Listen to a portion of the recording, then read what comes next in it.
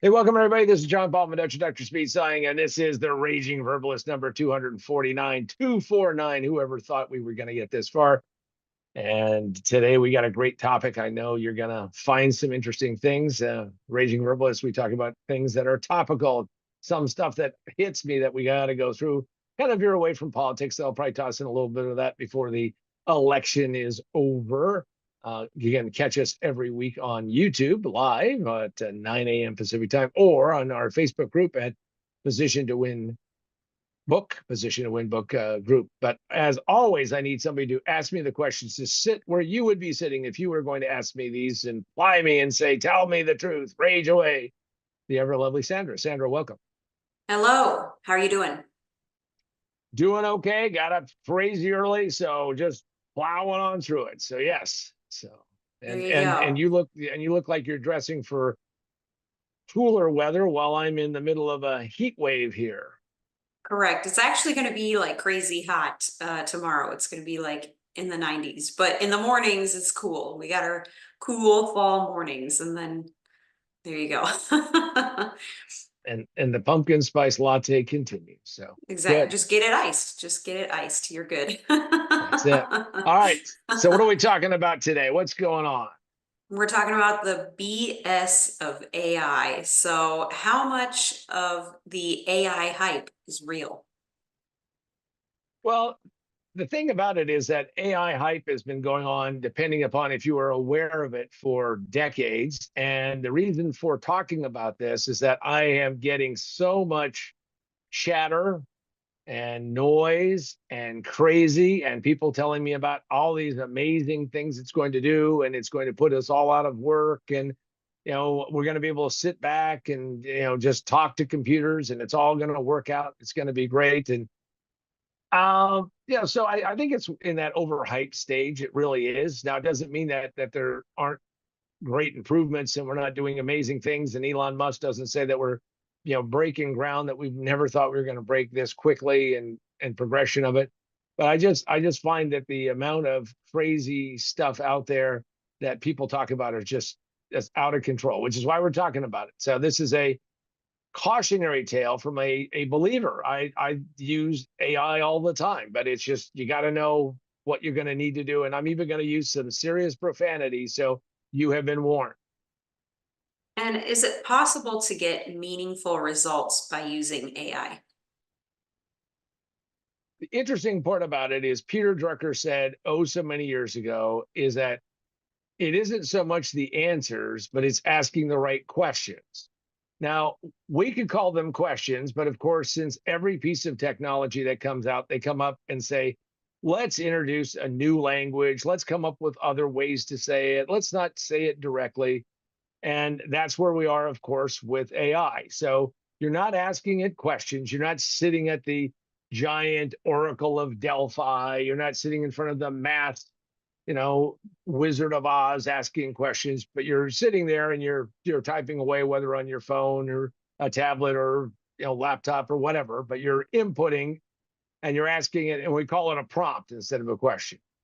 So the real question that I have to that is that, can you get something meaningful out of it? Yes, if you actually know how to ask the right questions. This is where there is some danger, lots of danger, because I've seen people say, I've got one prompt to rule them all.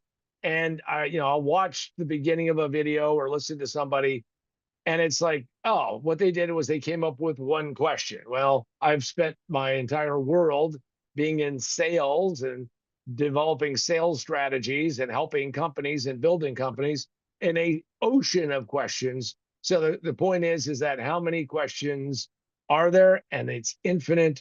And how you ask it is going to definitely tell you what you can get back. So you can definitely get meaningful results. Ask the right question. In other words, put in the right prompt or series of prompts, and you will get meaningful results.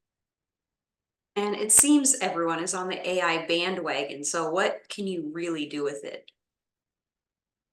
They have commercials on, because I have satellite television, they have commercials nonstop telling me about how, the boss lady sits there and says, we've got to knock out this report in a short period of time. everybody's aghast until they realize that they've got AI at their side and they've got this spewing, amount of words coming out. Now, it's great because it can generate a lot of text. The thing is that you have to be very careful and you should read what it puts out and read what it says. A friend of mine is in the art world, and one of the promoters of this took and developed and plugged in AI prompts, and they wrote the entire brochure with AI. So many factual mistakes, so many misleading things, so many ridiculous things. So, what can you really do with it? Ask the right questions. And this is where severe profanity warning coming. Bum, bum, bum, bum. I'm going to say a 4-letter word: work. You have to work your ass off to ask the right question, to know what you're going to look for, know what you're going to do. This is how people end up with, in the days of coding, it was called spaghetti code. You just kept typing and putting in code and putting in code and putting in code. And you hope that you just could just make it kind of work. Well, same thing with AI. You need to put in some work ahead of time before you just start asking it things. Now, I'm going to say I use it every single day. We don't have any kind of affiliate deals. If you're out there, AI, if you're listening, we could use some dough, so send it our way. But I like the service called Perplexity. There are lots of others, but Perplexity on my phone, both Android and iOS, and you hit the little button and you can dictate a prompt and it'll spit some stuff back. Now, what I've noticed is that what I ask it will determine, just like in real life, the answer it gives me back. And I'm always a believer in the work you have to do is to make sure that you got the right answer and not just some random hallucination that AI has spewed out. And given the current explosion in AI tools, how many will survive bitter reality? This is a reminder of when, and people say the internet. Forget about the internet. That's ancient history, right? I mean, they're going to have archaeologists going back and digging up code from the internet. Let's talk about like WordPress. So WordPress is a mechanism by which you can put up websites, and it makes it easier, and you don't have to type, code to do it. And there are thousands and maybe tens of thousands of extensions and plugins and all the things you can do. And people would write them because they were convinced that they were going to make a bunch of money and become successful. And some were, most of the time they're not. Just like extensions on your browser, if you have a mind to, and you could add hundreds, if not thousands of them. So one of the things that you always have to think about is that all these AI tools are experiments. So right now there's a new update that's just come out called Canvas. It's part of Google's suite, and it will potentially put Grammarly out of business. And Grammarly's like got a lot of money right now, and they're advertising the crap out of it. Now, ask me if I use Grammarly, and the answer is I was an early adopter. However, all these models are doing, most of the large language models, LLMs, are predicting the next thing that you're going to say. Well, this noggin thinks differently than the algorithm. So Grammarly got the boot, and now they keep begging me. It's like having like an ex that turns into a stalker. How come you're not using Grammarly? And there is no button to say, because your shit doesn't work for me. It never puts in the next word that I would think it would want to be putting in there. And that's just the reality of life. So one of the things that I think is that a lot of these companies will not make it, they will not survive, and they will not survive for all the right reasons because, well, we talk about it in my book, and you should check out the book because most businesses fail in the first 5 minutes. It just takes them 3 to 5 years to realize it. Here's the physical copy. If you want to get this, go to Barnes & Noble, Books A Million, Amazon. You can get a physical copy. You can also get it digitally, of course, from Kindle and Nook and Apple Books. Also, you can get it from us directly from position2winbook.com, position2winbook.com. Check it out there.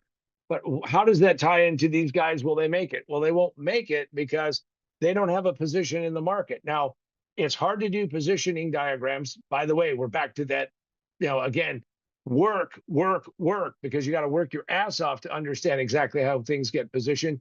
And it's a dynamic world and it keeps shifting, but it is well worth it if you're going to go spend the time, money, and resources to do it.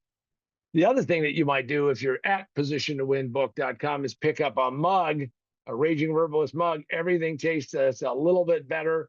Not any kind of bitter taste, just a little bit of an angst, just a little bit of a bite. And then the other side of it is if you want to get serious about doing remote work for a better world, bunch of CEOs, like 79% say that remote work is going to be gone in 3 years. And maybe we need to do another Raging Verbalist about that, because I say the answer is bullshit. I've been doing it since 1987.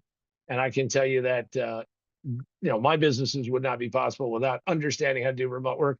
And you can go check that out, Amazon Kindle and all that. All right, Sandro, where do we go from here? All right. So, given all of the fantastic money making claims on YouTube with AI, how many of them are real? Well, I now wish I had a filter. This is where, and again, profanity alert. And no, I'm not going to say work again. Is that I really wish that YouTube had a button that, because it has thumbs up. Oh, yeah. Thumbs down. Oh, maybe share. But the button I really need for most of these, like how to make $1,000 in an hour, is I need a button so I don't see those again. And I need, again, I call it the fuck no button, so I can just plug that in. So I believe that at least 95% or 99% of those things are nonsense. When somebody sits there and says, well, you can make a ton of money by going on to Audible and taking a book and then having AI read it and all of that. Well, when AI cannot pronounce, like I just saw an AI beautiful, movie with AI for, an animated Batman, but it couldn't pronounce Gotham. It's Gotham. It's Gotham City, not Gotham. You know, it sounds like somebody has a little bit of a problem in the mental area. So yeah, I think that most of that stuff is just it's nonsense. And the reason why it's nonsense is that if you're going to make $8,000 in 10 minutes or whatever the hell their claims are, you should, by the time I watch that video, how many thousands do you have? Now this is where I did live through the internet bullshit hype. There was a guy who I was on stage, he was on stage, not at the same time, but we're sitting in the green room, and he and his daughter had assembled a site called Hangers, not not for airplanes, but for clothing. And he scoured the world, and he had, a company in Dusseldorf, Germany, that he was the exclusive US distributor in. Everybody could buy all their hangers there. And he had a whole bunch of sites like that. Well, he was selling a course for $3,000. Yeah, those were the days. And I said to him, hey, how much dough did you do? And they did, like, they worked their ass off, but they did like $112,000 in 1 year. Not bad. But they had already peaked and was going down. Now, the realization that you can go buy hangers just about, well, how many sites right now? That's what happens to, if any of these things that the people are doing are really good AI tools and utilities and ideas and concepts, they will be absorbed and they will be pulled in. So this is the gravitational pull of Jupiter inhaling matter at a very rapid rate. So that's my take. I think that most of these are not real. If you're out there and you want to make a comment and say, John, bullshit, I'd like to, debate you, great. Send me your deal and let's see if it's real or not. And what do you use AI for? The biggest thing is that my entire career, and for those of you who, and now this again is another profanity, is that if you're going to go out and do something like, oh, I don't know, sales, marketing, or build a business, is that you should do this thing. And here's the word, and it's almost as bad as work, but it's called research. So I do research all the time. I am astonished, like when I plug my name into, hey, give me a call about whatever widget you're trying to sell, and they call me on the phone and they've done zero research. If you're not doing basic research, like just Googling somebody's name, what the hell is going on there? But the point of it is that I do research every single day on AI. It's not the only thing I do, but I do research all the time. The other thing is that if I run into something that I find interesting, let's say a book that I'm very fond of is I plug into AI and ask it to describe and tell me the book in one paragraph, 10 paragraphs, 10,000 words, primarily because I'm trying to test the models to see how smart they are or not. The other thing is that I use it as a writing aid, but research is a big area that everybody in business should do. I was doing a turnaround with a high-tech company, and I was astonished that the staff that I inherited did no research, not only on their customers, but on their competitors and their marketplace. Duh, we have this thing called the internet. By the way, I was the oldest person in the room at that point in time. Unbelievable. Come on, people. That's a great use for it, is research. And how do you get more out of AI today? Well, it's all about what your use case is. And this gets back to, if you want to do something major, right? Because everybody wants to do something major. I want to write the one prompt to rule them all or something like that.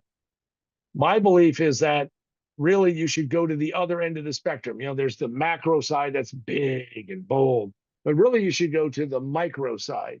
You should go to small subtasks and find ways to do things. Like if you're going to develop, we're developing a piece of code to where it's going to alter and strip out bad characters and make it easier for us to do more marketing promotion. Well, that's a great use case. Now people say, well, but that's kind of boring. No, it's called breaking your business down into a lot of different pieces.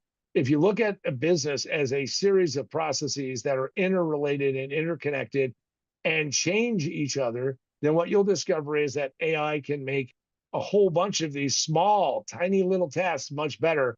Now, why do we stick with that?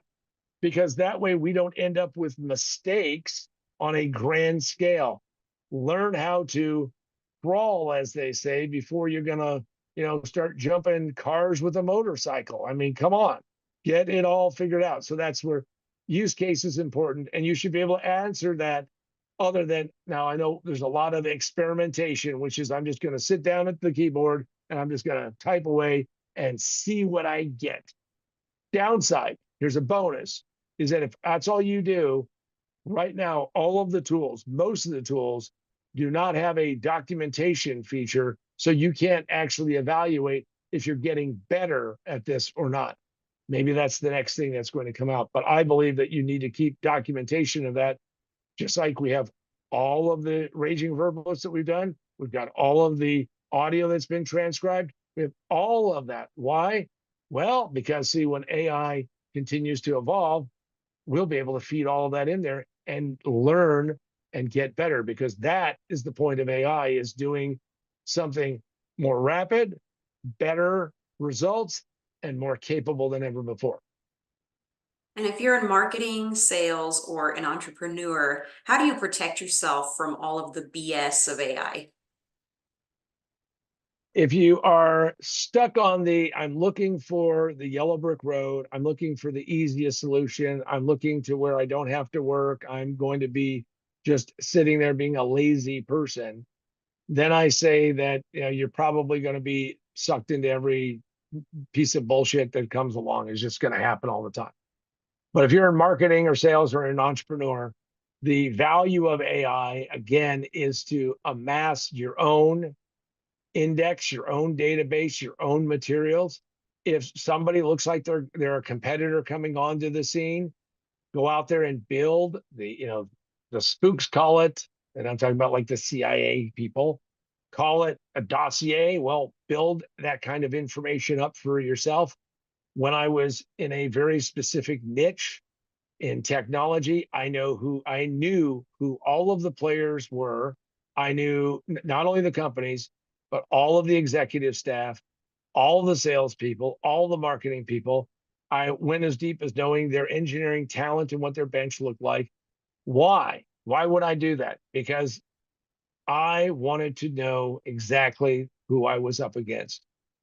AI can provide you with an amazing competitive advantage, but once again, the last profanity I'll say on this today is you got to put in the work and work your ass off. And if you do that, AI is going to give you great and fantastic results. And for myself, John Paul Mendoza, Dr. Speed Selling, and the ever lovely Sandra, thank you for joining us on Raging Verbalist, and we'll see you on the next Raging Verbalist.